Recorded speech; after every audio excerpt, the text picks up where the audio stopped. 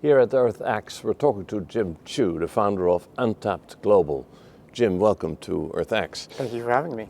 So tell us about Untapped Global. What is Untapped globally? Well, first of all, Untapped Global, we believe that digital finance and embedded finance are driving a revolution in access to capital.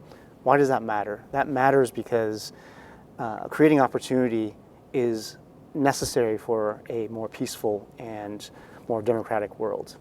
And so we believe that getting everybody the opportunity to create their own businesses, to grow their own businesses through access to capital is imperative for a better future. Unfortunately, the way our financial system is structured, that's difficult for a lot of different small businesses in particular, in a lot of different countries. But what we've seen in the last 5-10 years is that's changing. That's changing because digital finance, and in particular embedded finance. Let me ask you there, because I'm pretty sure that quite a few viewers need some guidance when you say embedded guidance. So explain that. Embedded finance, it's fascinating. So usually when you get financing, you go to a bank and you say, give me some money. And they ask you how much collateral you have, and then they give you some money with a big contract. If you don't pay it back, then they take whatever you have, right? With a lot of lawyer fees and so on. Well, that obviously only works when there's a big pot of money to be borrowed, and if you have collateral or if you have information that allows you to give to the bank.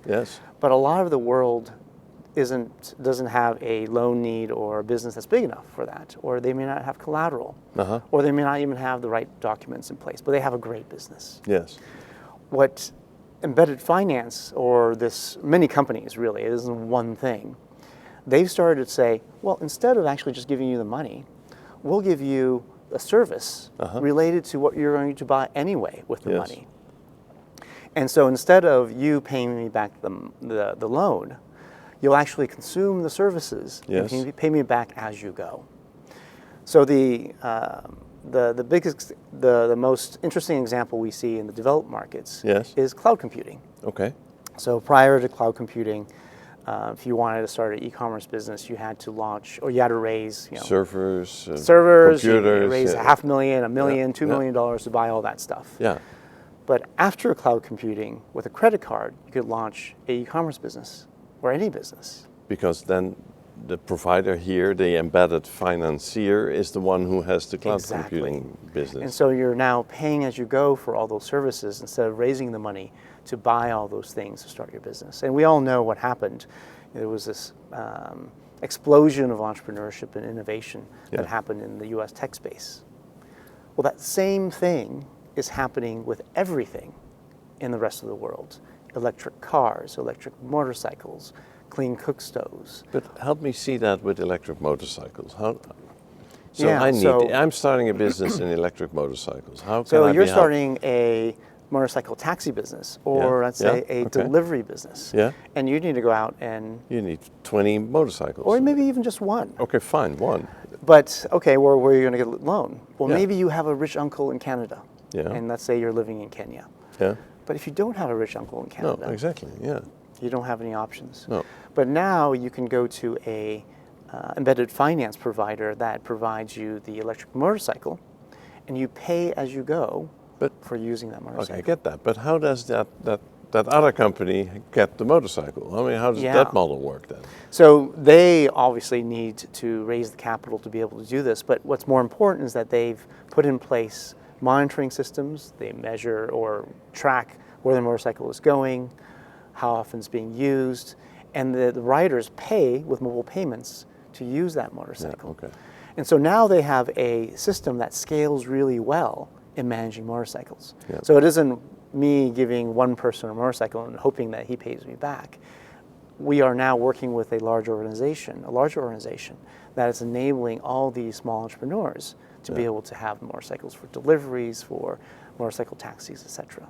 But it's the two things that matter there in that model is that embedded finance provider has the data and to be able to assess, well, are things going well?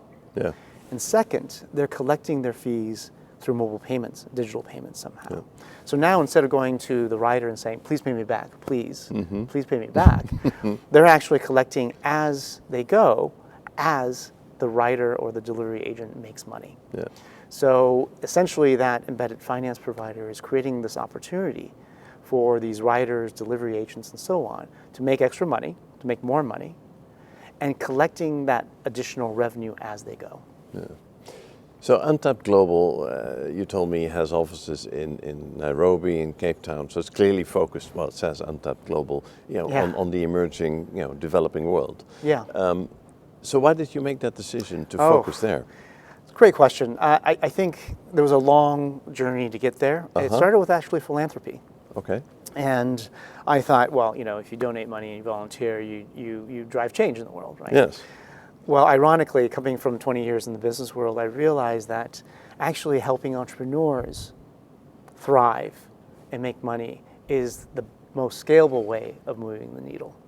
And so you're not a fan of nonprofits? So nonprofits do many great things. Yes. Absolutely. Right. But nonprofits are also not necessarily good at managing the incentives between donors and the people they're trying to help. Many nonprofits are very good at raising money, but not necessarily delivering the services. Yeah. So businesses have the right incentive structure to actually innovate and deliver services. And so that's the focus. It isn't so much that nonprofits are bad, it's that businesses, or small businesses in particular, have the right incentive structure to innovate and create value. Would you say that there is much more we can do through small business, though, compared to always that focus on nonprofits?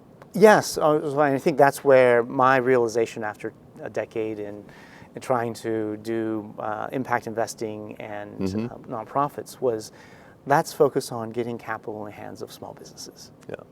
And that's easy to say, but it's actually a lot harder to do. Yeah, I'm sure that's true. Yeah. Right. And one of the things that we found at Untapped was that there's only so much venture investing can do.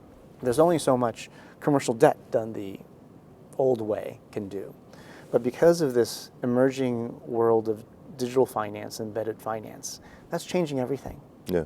And that actually creates a really interesting opportunity to recreate how we do underwriting and finance. And so that's what we're trying to do at Untapped. We're trying to help all the embedded finance innovators out there, like the ones I just mentioned, to help them scale and serve more small businesses, but also at the same time help global investors invest in these type of small businesses when usually they can't.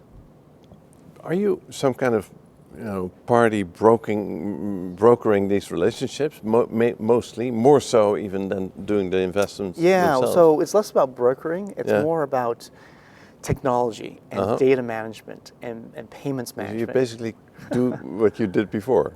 Yeah, exactly. It was actually quite interesting, very ironic, right? When I started off my career after I graduated from Stanford in the early 90s, I did a lot of data management for Cisco systems.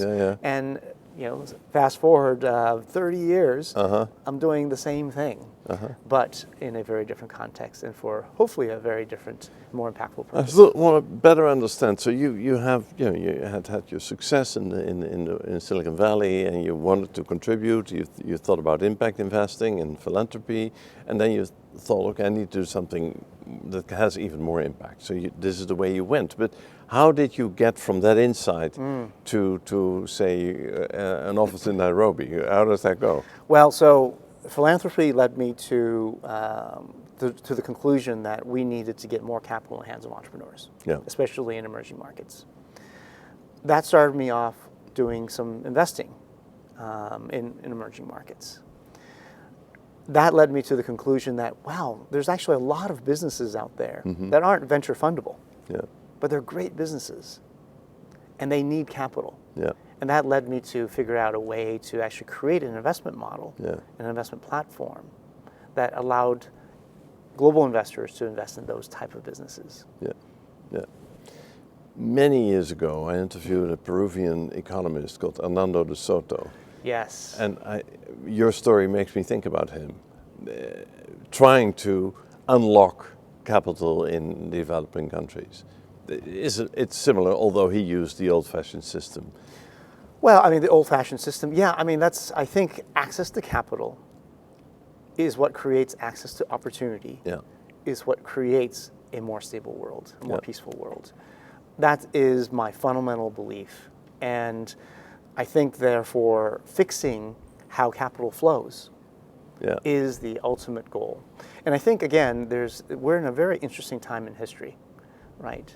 There's all this stuff going on with digital finance, with blockchain and crypto, and we kind of roll our eyes at crypto. But there's incredible promise in the digitization of the financial system to disintermediate, to make things more efficient, to be able to allow a investor sitting in San Francisco like me to understand exactly what's happening with a electric motorcycle rider in Kenya, and be able to say, with all that transparency, and the fact that I'm not investing in one motorcycle rider, I'm investing in 20,000 motorcycle riders using that technology to consolidate it. That is a revolution. And at Untapped Global, we're hoping to really drive that revolution. I think you've been doing this for about 10 years now. Is it more or less? Well, the investing in emerging markets and so on, yes, indeed. So what kind of impact have you seen? Oh, gosh. We've at Untapped Global, we've reached over 580,000 small businesses in 15 countries. So we've really empowered them to start businesses. I think based on our tracking, because we track things with real numbers, our financing has unlocked over $40 million of local wealth creation in these countries. And so that impact, I think that should be $1 billion, right, not 43 million. Well, let's go there, because we live in this world where in Europe and the United States, the one thing they're trying to do is keep people from somewhere else out of Europe and out of the United States, right? Building walls or whatever they're trying to do, sending boats back, it's all the same. It's based on the fact that they don't know how to handle all those people.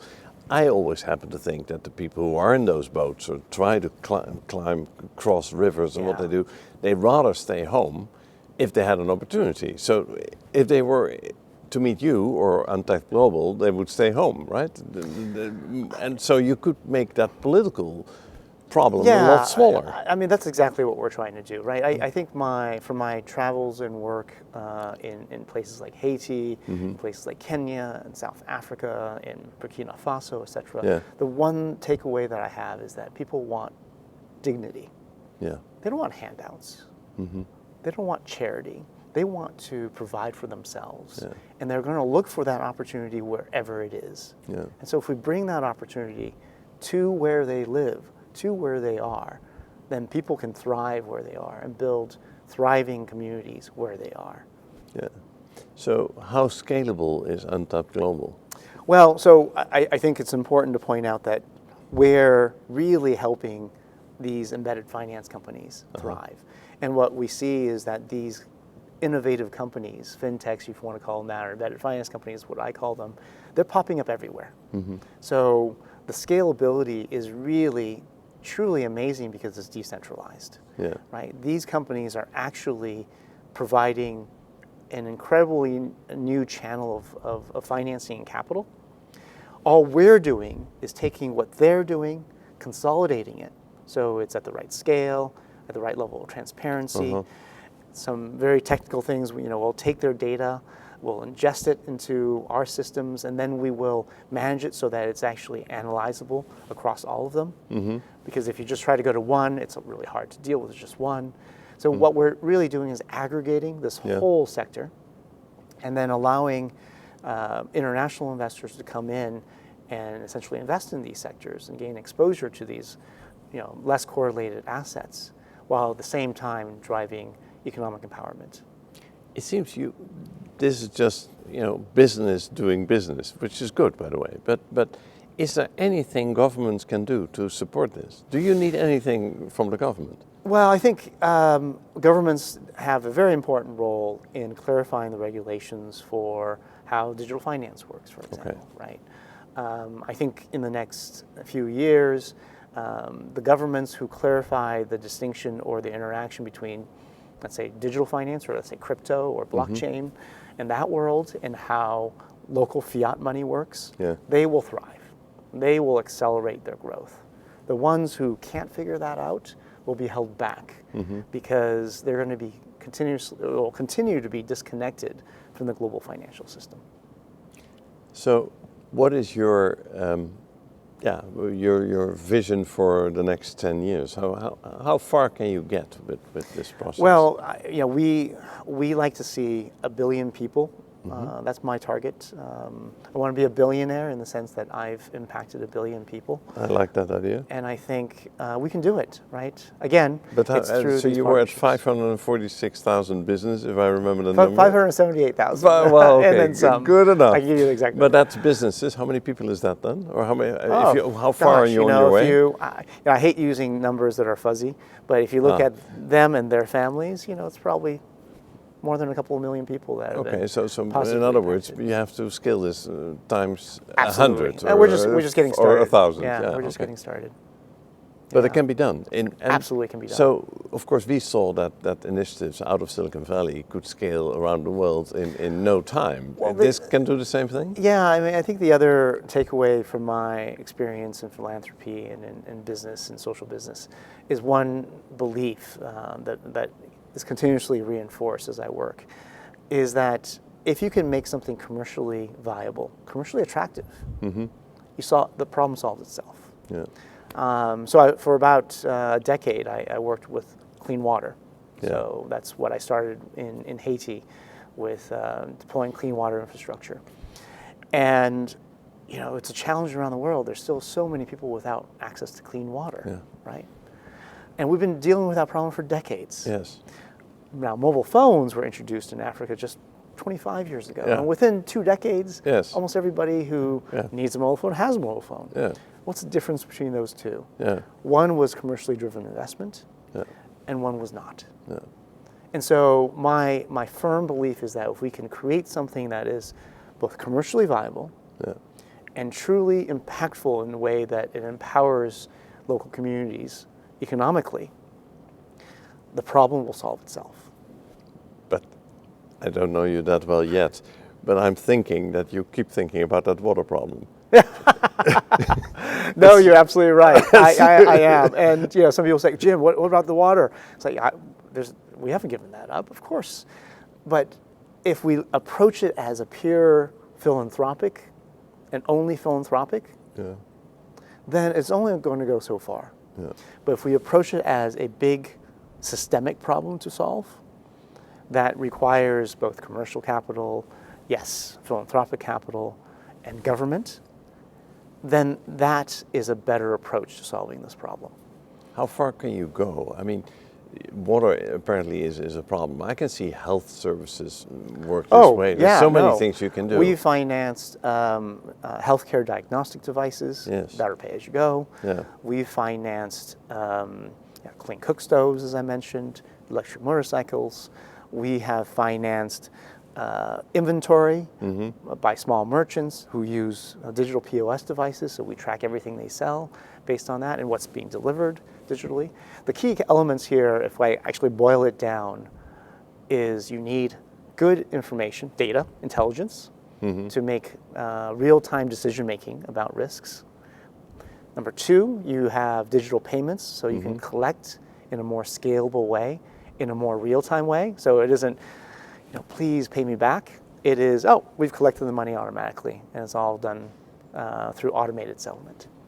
So I know if you're living in the Bay Area and you want to go to Nairobi, that's not necessarily the easiest trip. No, it's not. And you do it, I'm sure, from time to time. Very often, yes. All right, and you wake up in that hotel in Nairobi, Yeah. and you feel not exactly as bright and shiny as you feel, when you wake up at home in the Bay Area.